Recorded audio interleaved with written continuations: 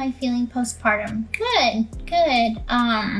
The first few days were a little overwhelming, but Ken was absolutely so supportive. I didn't have postpartum depression, but I did. Gypsy Rose Blanchard's life has become a whirlwind of controversy, with her every move fueling gossip and raising eyebrows. While she publicly claims to prioritize her family and focus on motherhood, her actions tell a different story. Go through a little bit of postpartum anxiety, which I think is absolutely, normal for a first-time mom. You look at all the things that could go. Gypsy's obsession with public perception and deflecting criticism has taken center stage, overshadowing the responsibilities that come with being a mother and partner. Her recent choices have drawn widespread attention, painting a troubling picture of her priorities and the dynamics of her personal relationships. In a live session with her friend Bree, Gypsy attempted to deflect criticism over the announcement of her baby Aurora's birth, blaming her fiancé Ken for insisting on sharing the news. Wrong, and it kind of freaks you out. Even when you're in the car, you're like, oh my God, there's cars passing by. It's overwhelming a little bit. But I've adjusted, my hormones have leveled out now. This claim struck many as ironic, given Ken's well-documented aversion to social media. The statement not only exposed a contradiction in Gypsy's narrative, but also highlighted her habit of shifting blame instead of owning up to her decisions. By casting Ken as the scapegoat, she sidestepped accountability, perpetuating a troubling dynamic in their relationship. Ken, it seems, has been relegated to a role that absorbs the fallout of Gypsy's actions, whether fair or not. This is coming from Ken talking to Gypsy. Quote, I wish that she had gotten through this divorce process before this happened, end quote. Now, go ahead. Well, because it could be edited. They could be talking about something else, like she waited. This tendency to deflect doesn't stop with Ken. In another instance, Gypsy publicly accused her mother, Christy, of suggesting they sell photos of Aurora to preempt unauthorized leaks. Sharing such a private conversation in a public forum painted Christy as money-driven and untrustworthy. I'm going to go about it the legal way and contact TikTok. And Ken helped me out with that.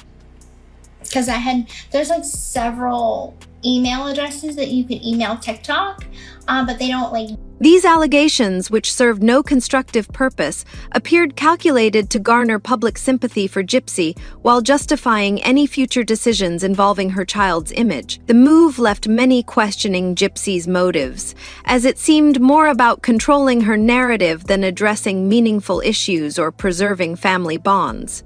Something else besides getting pregnant. It could just be edited to make it sound like that. But if it is that, well then, duh, dude, you were there. You were at Jizz test, okay?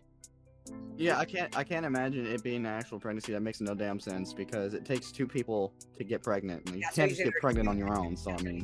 So there's a couple theories. Gypsy's fixation on public perception has extended to her role as a new mother. In the weeks following Aurora's birth, she promised to step away from social media to focus on motherhood. Yet almost immediately she was back online, posting photos and videos that highlighted her physical recovery rather than her new responsibilities as a parent. Yeah, exactly. What were you saying, Cobox? I think you were trying to say something there.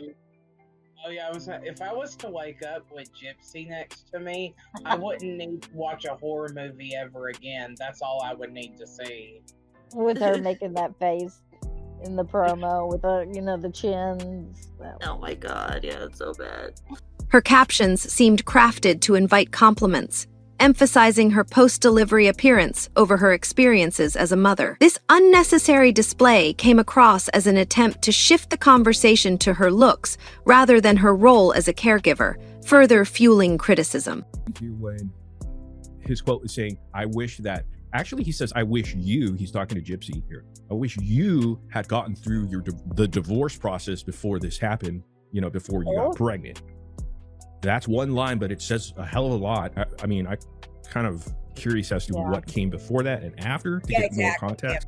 Adding to the controversy, Gypsy shared intricate details about her delivery, including her use of an epidural and how smooth the process had been.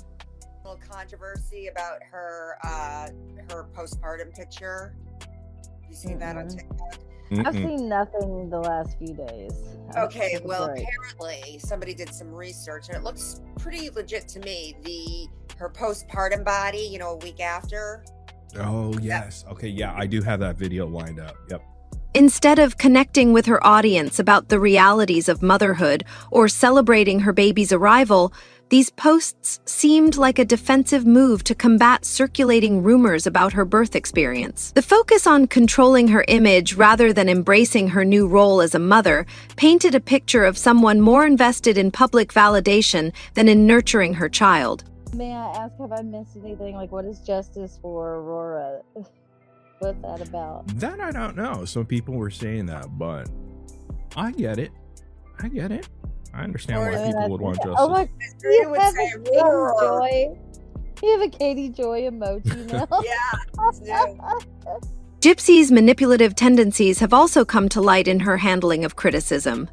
When inaccuracies in her memoir were pointed out, she blamed her busy filming schedule and ghostwriters for the errors. You know, when I look at my little girl, it brings up a lot of emotions about my mother. And it's hard to look at this little innocent baby. This explanation lacked credibility, especially given how much time GYPSY dedicates to monitoring and responding to online comments. Instead of addressing genuine concerns or reflecting on her actions, she fixated on justifying herself with excuses that only deepened skepticism about her honesty. And know that I was once a little innocent baby. And I don't understand how parents could hurt their kids. I just don't. Her unwillingness to accept responsibility not only eroded her credibility, but also highlighted a pattern of avoiding accountability. In a particularly unsettling incident during a live session, GYPSY celebrated receiving funds that had been raised by Ayaka, a supporter, during online interactions. I told the hacker, I'm like, I will get my account back. Like, rest assured, I will get my account back. And he tried to sell it to me for $400. I was like, no, I'm not paying for my own account. She labeled the situation as karma, delighting in the irony that the money came from her critics. Her reaction revealed a willingness to benefit from questionable circumstances without a shred of remorse or introspection. This focus on superficial satisfaction and public vindication over ethical considerations left a sour impression and further underscored her troubling priorities. I'm going to go about it the legal way and contact TikTok, and Ken helped me out with that. Because there's like several email addresses that you could email TikTok, but they don't like. This pattern of entitlement and deflection has been a recurring theme throughout GYPSY's life. She has frequently relied on others, whether family, friends, or now her fiancé, to shoulder responsibilities while she enjoys the benefits. They don't respond back to you very fast. So Ken was able to find like where you put or like report a ticket or put a ticket in, a problem ticket. And so he helped me with that, and I got a response. This deeply ingrained habit has carried over into her role as a mother, where the demands of parenting require emotional investment and selflessness. However, GYPSY's actions suggest she is more interested in maintaining her image than in embracing the sacrifices of motherhood.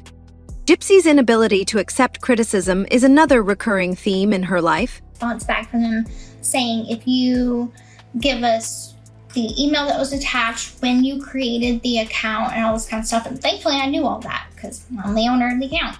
So I got my account back, and when discrepancies in her memoir were brought to light, she blamed her ghostwriters and a busy filming schedule for the errors.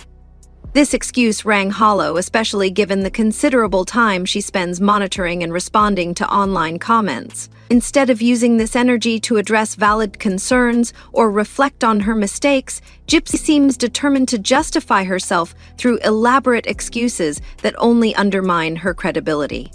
At least it's not in the hands of a scammer. I think it was heartbreaking to kind of watch all these people just kind of like go bananas trying to buy my account, which I'm pretty sure is illegal. Her fixation on public perception has become a distraction from what should be her primary focus, her family. The time and effort she dedicates to crafting her narrative online could be better spent strengthening her relationship with Ken, embracing the challenges of parenthood, and building a nurturing environment for Aurora. You know, when I look at my little girl, it brings up a lot of emotions about my mother. And it's hard to look at this little innocent baby. Yet GYPSY's actions suggest a preference for evasion over self-reflection. She appears more interested in controlling how she is perceived than in confronting the realities of her life. Parenthood is inherently about giving, yet GYPSY appears focused on taking. Her fixation on public validation raises significant concerns about her ability to provide the nurturing environment her child needs. Imagine just waking up with Gypsy Rose Blanchard standing over you out of a dead sleep. Like, that's scary. Oh God, don't do that. She likes the drama. She likes them like being like, "Oh, I want you. No, I want you." That's what she likes. It's weird. The carrot and stick game, as she calls it. The energy she spends defending her choices and crafting her narrative online could be better invested in strengthening her relationship with Ken and meeting the challenges of her new role. Instead, GYPSY's decisions reflect a preference for evasion and manipulation over genuine growth and accountability, leaving many to question whether she is truly ready for the selfless demands of being a parent. All right, everyone, that's the latest tea on Gypsy Rose Blanchard and the drama surrounding her life right now. From shifting blame to crafting narratives and prioritizing image over responsibility, there's so much to unpack here. But what do you think? Are these just growing pains as she adjusts to her new role as a mother? Or are we seeing a troubling pattern that's been there all along? Yeah, exactly. What were you saying, Cobox? I think you were trying to say something there. Oh yeah, if I was to wake up with Gypsy next to me, I wouldn't need to watch a horror movie ever again. That's all I would need to see. With her making that face in the promo with the chins. Oh my God, yeah, it's so bad. Let me know your thoughts in the comments because I know you have opinions. If you enjoyed this deep dive into the drama or found it insightful, don't forget to hit that like button. It really helps the channel out. And if you're new here or just stopping by, make sure to subscribe for more gossip, deep dives, and all the juicy details on the stories you can't stop talking about. Turn on those notifications so you never miss an update because you know I'll be keeping a close eye on this saga and bringing you the latest twists and turns. And hey, if you want to continue the conversation or have a tip about what we should cover next, drop it in the comments or connect with me on my socials. Links are in the description below. Thank you so much for watching, and until next time, stay curious, stay kind, and keep sipping that tea. I'll see you in the next video. Cue upbeat outro music and rolling credits with links to social media, previous videos, and a subscribe button.